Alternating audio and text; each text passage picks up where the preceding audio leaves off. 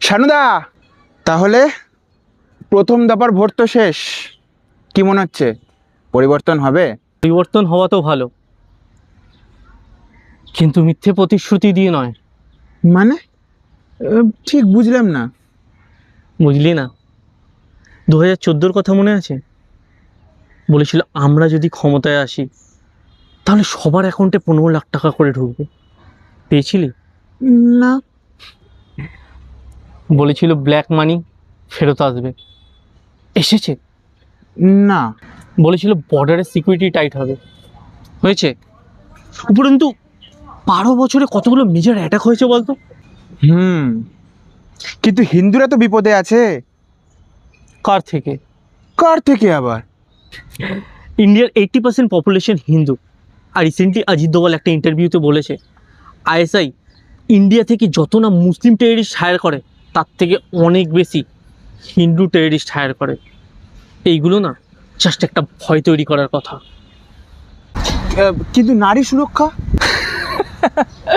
যার নিজের নাম এফস্টিন ফাইলে এসে গেছে সে দেবে নারী সুরক্ষা?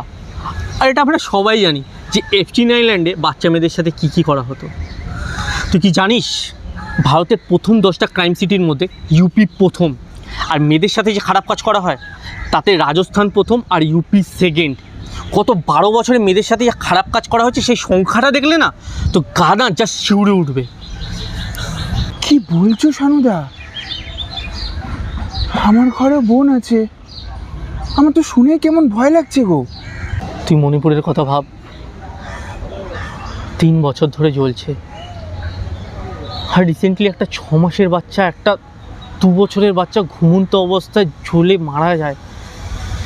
আর এদিকে একের পর এক জঙ্গল কাটা, পাহাড় কাটা। বাট কিন্তু জিতে গেলে 3000 করে তো ভাতা পাবো। বললাম না সব মিথ্যে প্রতিশ্রুতি। 1 বছর আগে দিল্লি তো এই একই প্রতিশ্রুতি করেছে। কোথায় আজ পর্যন্ত দিল্লির মানুষরা কোনো কিছু পেল না? তুই বিহারের অবস্থা দেখে নে। তাহলে আমি কি করব? সেটা তোর ব্যক্তিগত ব্যাপার, আমি তো জাস্ট এদের আয়নাটা তুলে ধরলাম।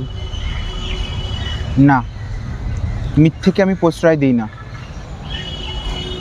ভোট দেওয়ার আগে শান্ত মাথায় আর একবার ভাববো আশেপাশের যে রাজ্যগুলোতে ক্ষমতায় এসেছে তারা কেমনভাবে আছে।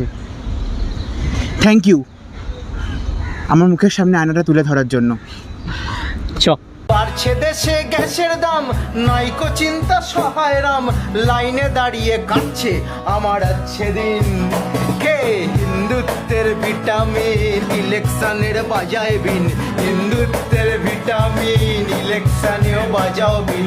গণতন্ত্রের সঙ্গী বাছা খুব কঠিন, দেখি গণতন্ত্রের সঙ্গী বাছা খুব কঠিন।